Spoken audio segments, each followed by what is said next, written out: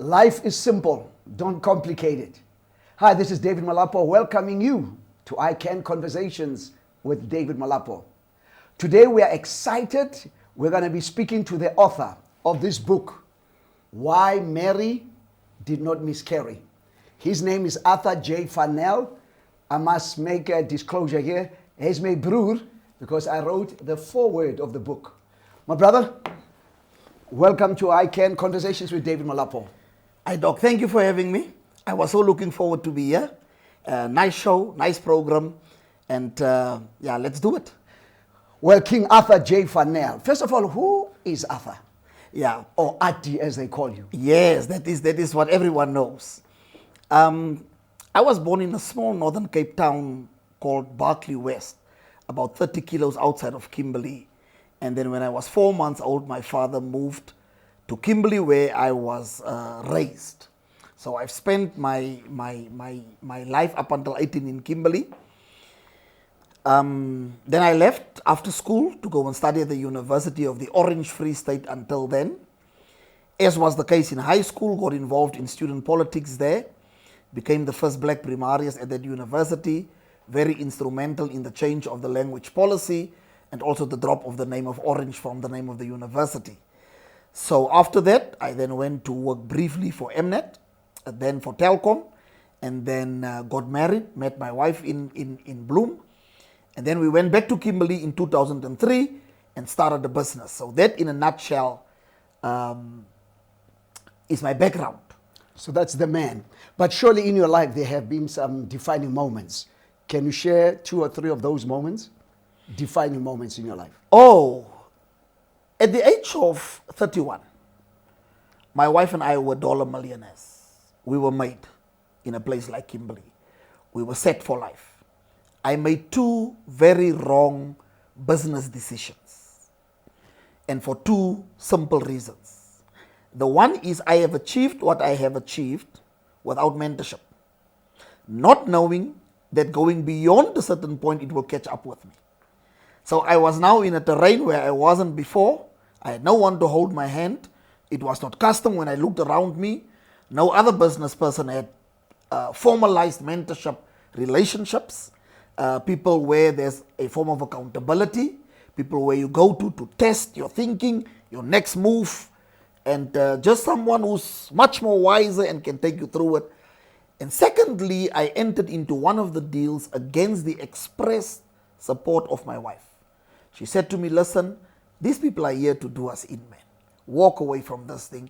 It's too good to be true. So it's not good and it's not true. I persisted anyway. We lost everything. That was a defining moment in our life, 2012. We lost everything. We had 5 properties. We lost them all on auctions. We had 4 vehicles in the driveway. Was a brand new AMG 663 Cabriolet. You know, in the hot summers of the Northern Cape, I dropped the roof. That time I still had some hair, and then the wind goes through that hair. We lost all of those things. Had to tone down completely, move back to the township, and press the restart button to start over. That's the big defining moment. When you lose everything and you have to take a decision, am I starting over or am I accepting my fate? Second biggest defining moment of my life in 2013, my wife and I had a divorce. It went all the way. We were discarded by people we were loathed. Me personally, I was hunted down like a dog. People that you thought would be around, were not around. People that you thought would be there when it counted, were not necessarily there. What a defining moment to have a year earlier have lost everything, and a year later lost what was left. And that was a major defining moment. And then 2015 was another major defining moment when I came out of self-imposed exile. When I found my voice again, I found my backbone, I found my hope and my expectation to believe that next week is better than last week, next month will be better than last month, next year will be better than last year. And my life reset button was firmly pressed. And which is why we're here today. So thank you for sharing about the man and the defining moments. Now the message. Yes. The message of hope that you are carrying, and you now penned it into this book. Yeah. Let's talk about the book. How difficult was it to put pen into paper? Oh, Doc. Look, I was so guilt-filled when I wrote this book. Because this is my first book. It's my maiden book. It was supposed to be book number 7. In 2009, I was supposed to write my first book about maturity. And the book's title was going to be Maturity Ain't No Child's Play.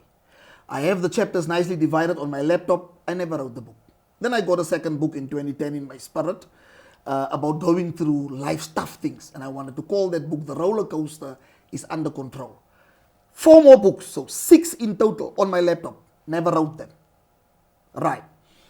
Then came the need for this book as a result of the half-baked vision, abandoned dreams, and things left along the highway of our lives. So, it was very difficult to write it because of this guilt, man, that I'm 12 years late. I should have been sitting here on your show in 2009 already, being welcomed into the dimension into of the authors. fraternity. Into the fraternity. I should have had the tie and the cloak in 2009 and have my name all over. And it is no one's fault. So I wanted to do 2 things in writing this book. And I'm answering your question on the degree of difficulty. Dr. Molapo, I'm firmly of the view, and it's my personal opinion, that the crisis in the world today is not a crisis of vision. The nature and the scope and the type of work done over the last 30 years in the world on vision is remarkable. Even work done by a man like yourself, by an organization like ICANN, you have done remarkable work to teach the concept of vision and to transition people to a place where they lead goal-orientated lives. That's no longer the crisis. The crisis is not if anyone has vision or not. The crisis is how to take vision into reality. Let's stop there. We're going to come back. How to take vision into reality. That's it. Because if you and I make a phone call right now to the sales department of, let's say, use any example. Yeah, but let's hold on, because okay, you need me to pause. I wanted to give you enough time because I wanted to unpack that statement. No, it's fine. Ladies and gentlemen, we are here with the dynamic, vivacious, with gees, our friend Attie Van Nel, the author of Why Mary Did Not Miscarry. We'll be back after these messages.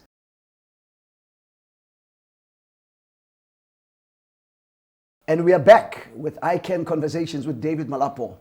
Our esteemed guest on Sabra, or Attie, King Attie Van Nel. You can hear this man is dynamic, and I want us to pick up from where we left. Baba, go for it. So, about the vision and the reality. let's make an example. Let's call Virgin Active right now. And we ask them, how many people took out membership in the last year? Paid up membership, monthly debit orders, no problem. And what percentage of that new cohort of members have translated into people actually entering the gym? They will tell you, we have 1,000 new members in a particular branch, we have only 300 people rocking up. In other words, there's no problem of vision, there's no crisis of goals. People understand a healthy lifestyle. But to commit to taking it to practice is where the real crisis is today. So if you go to UNISA, you go to schools, you go and ask how many people have started the studies, how many people have commenced with a new lifestyle, how many people have commenced with a 32-day savings plan. So there's no crisis of vision. There's sufficient passion in the world for people to understand I must have a goal-oriented life, and there's enough passion to get people started. But while passion is good to get you started, it's insufficient to get you to finish.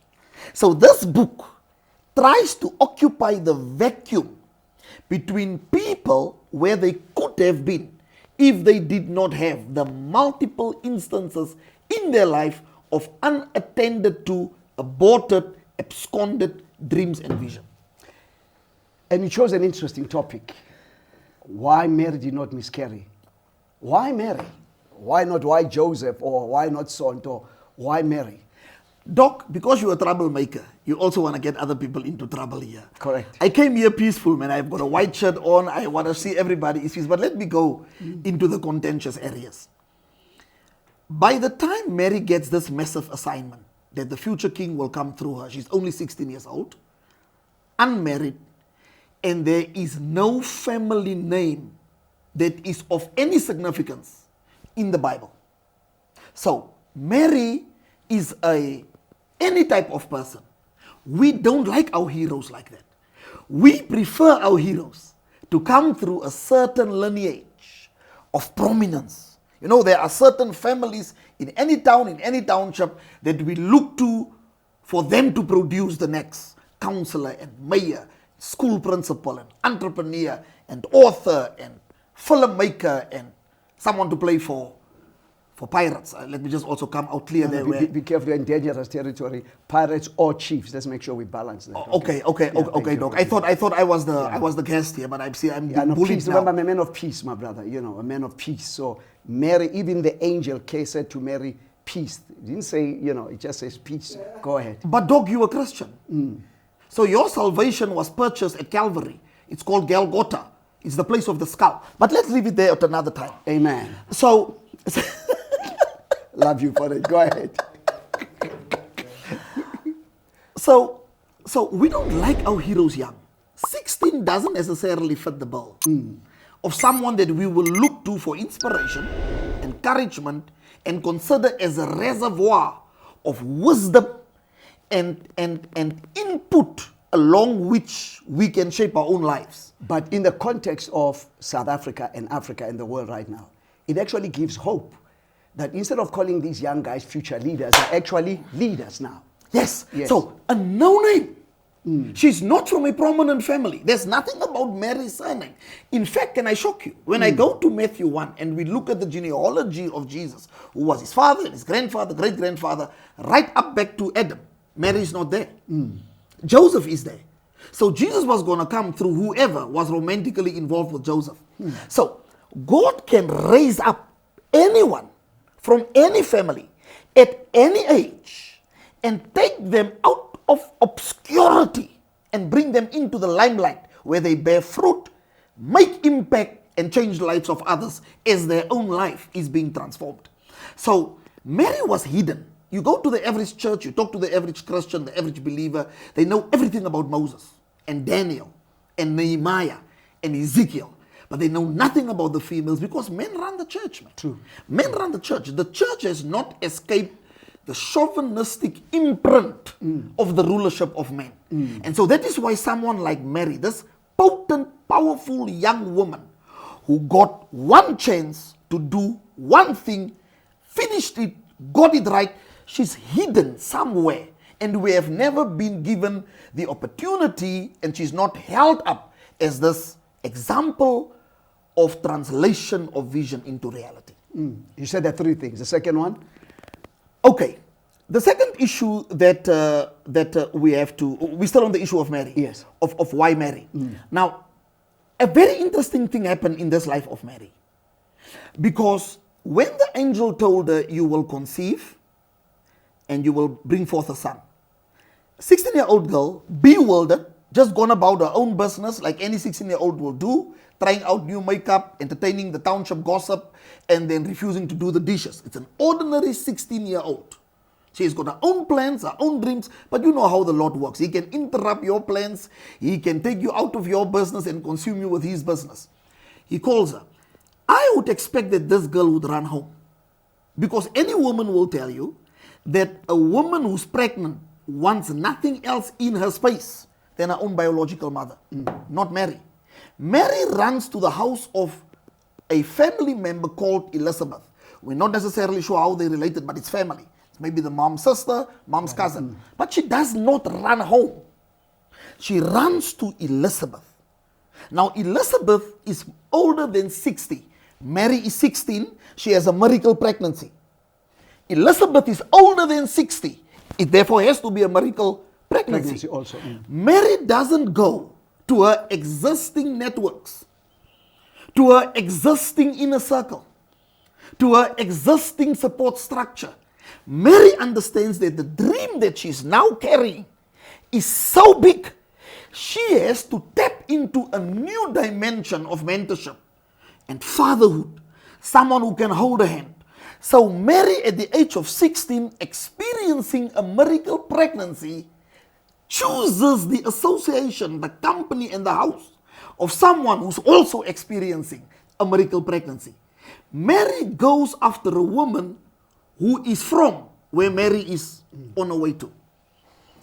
Well, that's Attie Van Nel, the author of Why Mary Did Not Miscarry. It's exciting. I think we'll probably have a second part of this thing, but we'll be back after this message.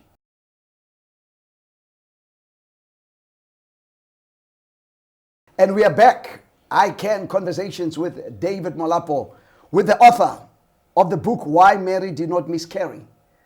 Loaded material. Let's finish up the third part, my brother, and then I'm going to ask you some pertinent questions. I wanted to interrogate someone's life that gave me practical answers. I'm sick and tired of going to conferences, seminars, management sessions, and then what they feed me there is so theoretical. I'm so into what they share, but I cannot do anything with it after I leave the session. Mary is not just a good example, but Mary is a practical example. So let me make a practical example.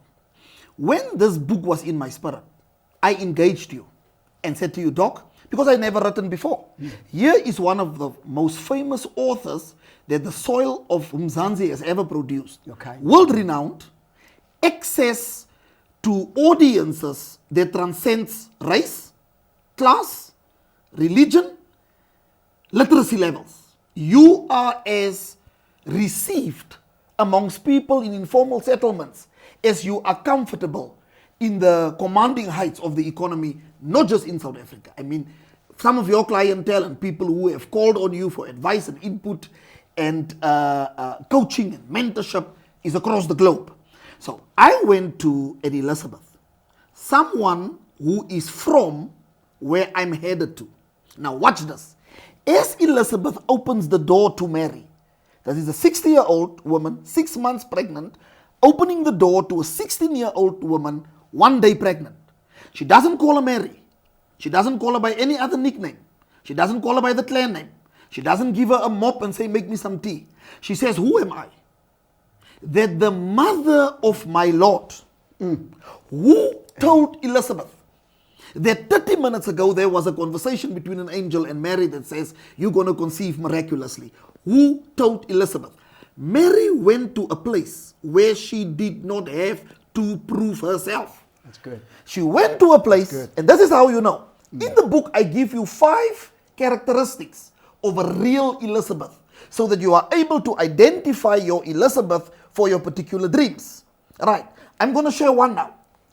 Because Elizabeth herself is pregnant, miraculously, age 60, expecting a significant man, John the Baptist.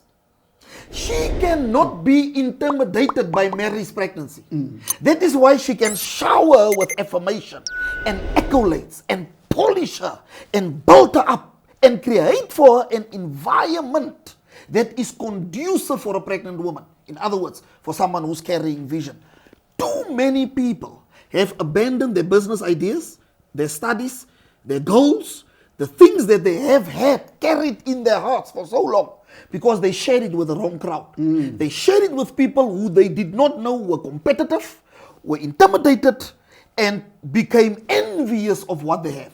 You have to find someone in your life who, it doesn't matter how outrageously talented you are or how significant your dream is, because they have their own, they cannot be intimidated by yours. And I think that's a problem. That is a problem in that leaders are insecure and are fully intimidated. So when people buy this book, first of all, where can they get the book? Look, the book is currently, we're going to go on a roadshow. And I thank you for the role that you're playing to open up audiences and channels for me, which I could have never, ever dreamt of. Again, and Elizabeth, comfortable in your own calling, your own capacity, and your own skill. And that is why you can reach out to a newcomer, a novice, hold his hand, and lift him up. So we're going to do some stops across the provinces and bring it there with a nice presentation so that we break it down. So that when people leave, there are practical steps from the life of Mary. Because we want people out of pregnancy and into delivery. Mary was never called into pregnancy. Mary was called into delivery. So we are forever pregnant. I'm sick and tired of being forever pregnant, forever having dreams, forever having goals, and never entering the maternity ward of life where I bring forth that which have made me excited for so long. So the book will be available. People must just watch the press for details. We're coming to every single town or most of the big towns across the provinces. There will be a website that goes up in the name of the book, Why Mary Did Not Miscarry. You Google it, it will come up and it will give you distribution options, purchase options, payment options, and then we will do it like that. We're hoping in the next month or so to be on Amazon and other e-platforms, but for now, those are the three that you can go. You wait for that we come to town. You can either go onto the website under this name, Why Mary Didn't Miscarry, or in a month or so now, we will be on all the e-platforms. And in addition, through the ican4ir.com, we will be sharing which places he will be speaking, consulting for leaders, middle management, entrepreneurs, pastors, faith-based organization, even some youth organizations, so that you can get a copy of this book. How much are you selling this book for? This book is going for $200 right now, so that's the price at Let's which be sure it's $200 or 200 rands, because we've got a lot of people here watching this program. Yes, so it's 200 rand. It's 200 rands, yes, okay. Yeah. Which is less than $10 for some of you who are dollar-based there. Yes. And when do you think it will be in stores? It should be in stores by around May. Okay. Everything goes according to plan. It should hit the stores by around May. One word directly to the camera. What would you say to someone who's watching this program? Why must they buy this book? In this book, we're gonna unlock practical strategies, 3 steps, 3 keys that was hidden in the life of Mary. Any dreamer of big and significant dreams that will go beyond yourself, beyond just improving yourself and your lot in life, but that will touch on others in the community, in the city, in the province, in the country, in the continent, or even other nations, has to be very careful who you share with what is in your heart. Secondly, and most prominently, when Mary went into Elizabeth's house, when Elizabeth fell pregnant, she went into hiding for 5 months. Why? Any pregnant woman starts showing in the 5th month, and she knows she had to go and prepare for the immense criticism that was awaiting a 60-year-old pregnant woman. As much as some of the viewers are watching the show with very holy faces, if a family member of yours come today and tell you at the age of 60 she's conceiving, you will not think it's funny. So Elizabeth had to go into hiding to prepare for criticism, because big dreams elicit criticism. They bring out criticism from people that you never even thought were your critics. Big dreams do those things. Elizabeth went into hiding for 5 months. Mary went into hiding at Elizabeth's house for only 3 months. So if you find your right Elizabeth, they will always cut your own processes by half. If you under the right mentorship, if you under the right coaching, you won't have to go through every single thing they had to go through. And so one of the reasons you have to get this book is to help you identify which type of mentor you require, so that you don't just associate with someone on the basis of their skill and experience and leave out the love, the compassion, the acceptance, the embrace, and the validation that a real mentor must provide. Well, we can just say, wow, this is part 1. We're definitely going to have a part 2. Until next time, be blessed and be encouraged. And make sure you get this book, Why Mary Did Not Miscarry. Until part 2, God bless.